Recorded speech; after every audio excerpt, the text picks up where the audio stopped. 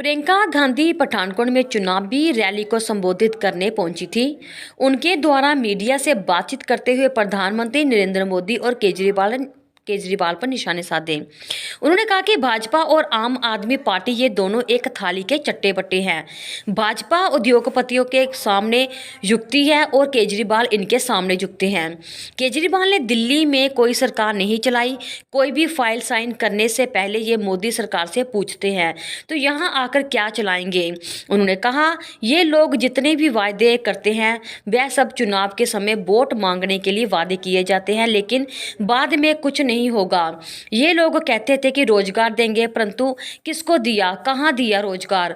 करोड़ों लोग गरीबी की रेखा के नीचे आए हैं जो कांग्रेस के समय में ऊपर थे। उन्होंने कहा कि चरणजीत सिंह चन्नी ने तो 111 दिन में काम किया। ये सब जानते हैं अगर वह 5 साल और मुख्यमंत्री रहेंगे तो क्या कर सकते हैं। ये जानता है और जनता से ही निर्णय लेगी।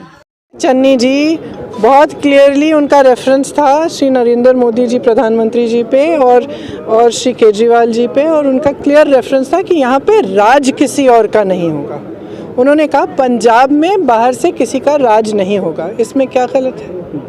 इसमें कोई गलत नहीं है। मैडम वो बोलते हैं कि दोनों एक ही थाली के चट्टे बट्टे हैं, आम आदमी पार्टी और कांग्रेस। प्रधानमंत्री जी ने असलियत तो ये है, मैंने अपने भाषण में भी कहा कि एक ही थाल के चट्टे बट्टे वो दोनों हैं। ठीक है, क्योंकि जैसे मैंने कहा अपने भाषण में कि दोनों एक ही बिसात पे खेलने वाले हैं। दोनों धर्म का इस्तेमाल, जज्बातों का इस्तेमाल कर रहे हैं पॉलिटिक्स करने के लिए। जनता का विकास कोई नहीं कर रहा है। बड़ी बड़ी बातें हैं, बड़ी बड़ी घोषणाएं हैं। कोई उद्योगपतियों के सामने झुक रहा है और दूसरे केजरीवाल जी इनके सामने झुक जाते हैं। केजरीवाल जी ने तो एक सरकार चलाई नहीं है जी। पूरी सरकार चलाने के लिए कम से कम लॉ एंड ऑर्डर तो हाथों में हो, कोई फाइल तो आप पास कर पाएँ। फाइल इनकी पास नहीं होती बगैर मोदी जी और उनकी सरकार के इजाज़त के। पुलिस इनके अंडर नहीं है तो कौन सी सरकार चला रहे हैं? यहाँ के क्या चलाएंगे? पंजाब जैसे प्रदेश को चलाएंगे? अनुभव ही नहीं है उनको। और मोदी जी तो सिर्फ विज्ञापनों पे बहुत अच्छा गवर्नेंस कर रहे हैं, लेकिन देश में जी कोई गवर्नेंस नहीं है। आज कोई गवर्नेंस नहीं है। अगर गवर्नेंस होती, रोज़गार होते। अगर गवर्नेंस होती तो इस तरह की बढ़ती महंगाई नहीं होती। अगर गवर्नेंस होती तो जो रोज़गार पैदा करने वाले PSU हैं वो अपने दोस्तों को ही नहीं बेची जाती।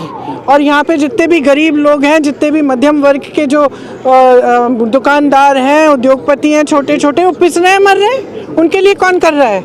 गवर्नेंस करके दिखाइए ना, तब बात करिए।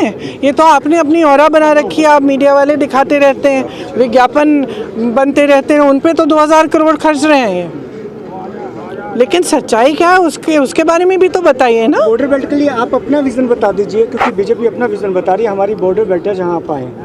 क्या विजन बता रहे हैं? कांग्रेस का विजन जो है वो क्या रहेगा? वो क्या विजन बता रहे हैं आप? क्या वो बोल रहे हैं कि टूरिस्ट हब के तौर पर जो है वो डेवलप किया जाए। वो बोल रहे हैं कि अलग से एक बॉर्डर जो है वो स्कीम्स बनेंगी जिसमें अलग से काम किया जाएगा। प्रधानमंत्री नरेंद्र मोदी ये कह रहे हैं। वो बोल रहे हैं कि बजट में भी हमने बॉर्डर के लिए अलग से रखा है। देखिए, ये जो घोषणाएं ये लोग करते हैं ना चुनाव के समय, ये सब करते हैं, कागज़ पे करते हैं, फिर बाद में आप देखेंगे कुछ नहीं होगा। यहाँ 5 साल बाद आके वही नौटंकी करके उसी चीज़ पर इसी के आधार पर ये लोग आपसे वोट मांगेंगे। इन्होंने कहा था रोज़गार देंगे, कहाँ है भाई जी? आप बताइए। जब मैंने पूछा कहाँ है रोज़गार, किसको मिले रोज़गार, इन्होंने कहा था ना लाखों रोज़गार देंगे, 20 लाख 25 लाख। इन्होंने कहा था 15 लाख रुपए देंगे। अब केजरीवाल जी भी वही कह रहे हैं। अरे दिल्ली में 440 रोज़गार दिए हैं। आप समझ सकते हैं? एक फैक्ट्री में 440, एक छोटा उद्योगपति 440 रोज़गार दे देगा। मुख्यमंत्री की उपलब्धि ये है कि वो 440 रोज़गार दे रहा है। और मोदी जी के टाइम में आप देखें तो गरीबी की रेखा के नीचे कितने लोग आए? करोड़ों लोग गरीबी रेखा के नीचे, जो कि कांग्रेस के टाइम में ऊपर थे।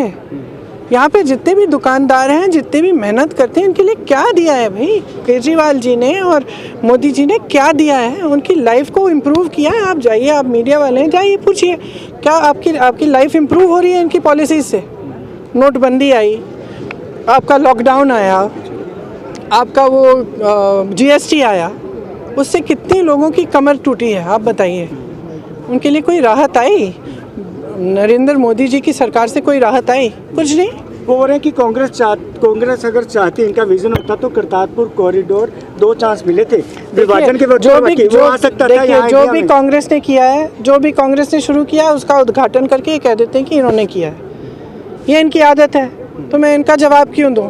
इनका जवाब तो पब्लिक देगी। पब्लिक को समझदारी से वोट देना चाहिए। पब्लिक को आज के दिन में ये पूछना चाहिए कि ये जो महंगाई है, बेरोजगारी है, जो हमारे प्रॉब्लम्स हैं, उनको कौन सॉल्व कर रहा है। ठीक है, धर्म की बात, जाति की बात, सुरक्षा की बातें, ये चीज़ है, ठीक है, इनकी जगह है। लेकिन चुनाव के समय विकास की बात करिए। चुनाव के समय ये सवाल पूछिए। हम कह रहे हैं कि 111 दिन में चन्नी जी ने क्या करके दिखाया, आपके सामने है। तो अब ये 5 साल के लिए जब सरकार चलाएंगे तो क्या करेंगे, उसका आपको अनुभव है। अब आपने देखा, आप देखिए देश में क्या हुआ है।